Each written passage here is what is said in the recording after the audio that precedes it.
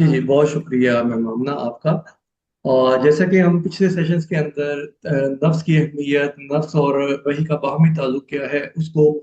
पेश करते आ रहे हैं। तो अभी जो लास्ट सेशंस हैं उनका थोड़ा सा खुलासा भी पेश करूंगा। और आज का जो हमारा मौजू है वही के मुताबिक तज़किया नफ्स के मराहिल और उसका तरीक़ेकार क्या होगा, ताकि ये अब हमारा एक्शन प्लान होगा कि कुरान करीम हमें क्या हदायत दे रहा है। कुरान करीम हमें ये तो बता रहा है कि तज़किया नफ्स हमारी जिंदगी का मकसद है या हमारी जिंदगी की कामयाबी है, और इसका तरीक़ाकार कुरानी आयात के अंदर पेश हो रहा है। तो इससे पहले कि हम आगे बढ़ें, जो पिछले सेशंस हैं उसका मुख्तसर सा खुलासा मैं पेश कर रहा हूँ कि इंसान को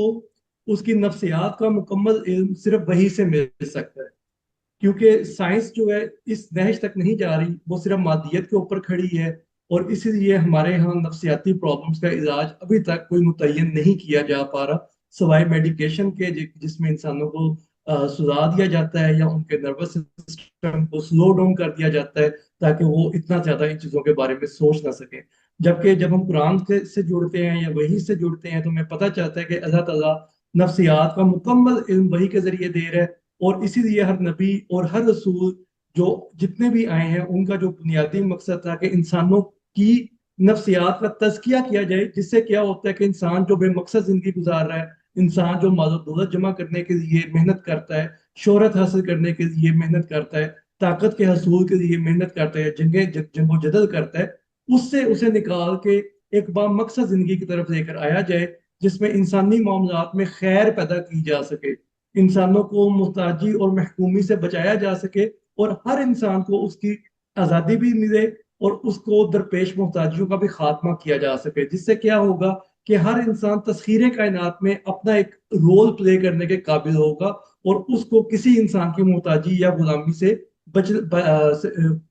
किसी इंसान की गुलामी या मोहताजी में भी नहीं जाना पड़ेगा, और वो अपनी जिंदगी को और इस कायनात को आगे की तरफ लेके जाता रहेगा।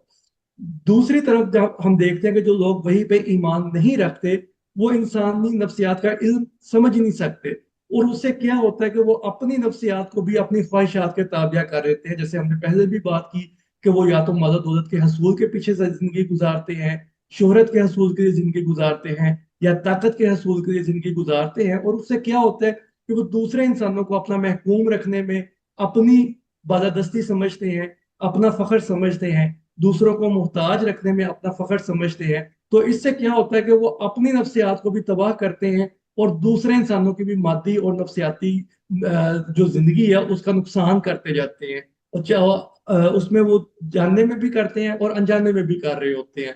तो तीसरी जो चीज हमने देखी थी कि नफ्स बुनियादी तौर पर इंसान का गैर मादी वजूद होता है, जो इंसान के मादी वजूद यानी जिस्म और उसकी जिस्मानी सेहत पर बहुत गहरा असर रखता है। और अगर हम नफ्स की दुरुस्त परवरिश नहीं करते तो ऐसी सूरत में एक इंसान मादी तौर पर, जिस्मानी तौर पर सेहतमंद भी नजर आएगा, मालूम मता का हामिल भी नजर आएगा, लेकिन वो आहिस्ता आहिस्ता नफ्सियाती मरीज बनकर अपनी जिस्मानी जिंदगी, अपनी जिस्मानी सेहत और अपनी मादी जिंदगी को बुरी तरह मुतासर करना शुरू कर देता है। और उसका असर फिर उसके अहलो अयाल में भी देखने को मिलता है, उसके हल्के अहबाब तक भी उसका असरात जाते हैं, उसके असरात जाते हैं। इसीलिए हम देखते हैं कि वही की तालीम के अंदर अल्लाह ताला ने सबसे जो बुनियादी तालीम है वो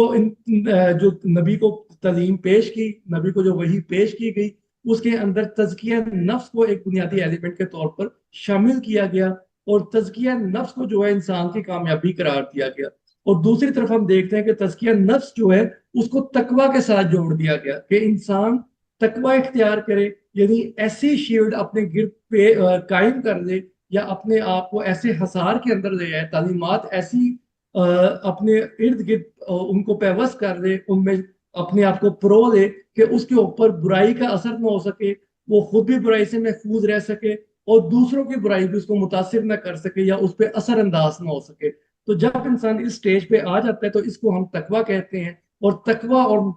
तज़किया नफ्स जो है आपस में लाज़िम मलज़ूम है, यानी नफ्स तज़किया नफ्स का जो अमली नतीजा है वो तकवा की सूरत में पैदा होगा। तो ये बेसिकली बुनियादी तालीमात थी जो हमने पिछले सेशंस के अंदर पढ़ी, समझी, इनको कुरानी आयात की रोशनी में देखा। और आज हम जो है जो नफ्स के तीन मराहिल हैं जो कुरान पाक हमें पेश करता है, जिसमें नफ्स अम्मारा, नफ्स लवामा और नफ्स मुतमइन्ना है, आज आप इनको मरहलावार देखेंगे कि नफ्स अम्मारा क्या होता है, نفس لوامہ کیا ہوتا ہے، نفس مطمئنہ کیا ہوتا ہے، اور یہ کیسے ایک دوسرے کو ہم ایک سٹیج سے دوسری سٹیج اور دوسری سٹیج سے تیسری سٹیج میں جا سکتے ہیں. جی مثال.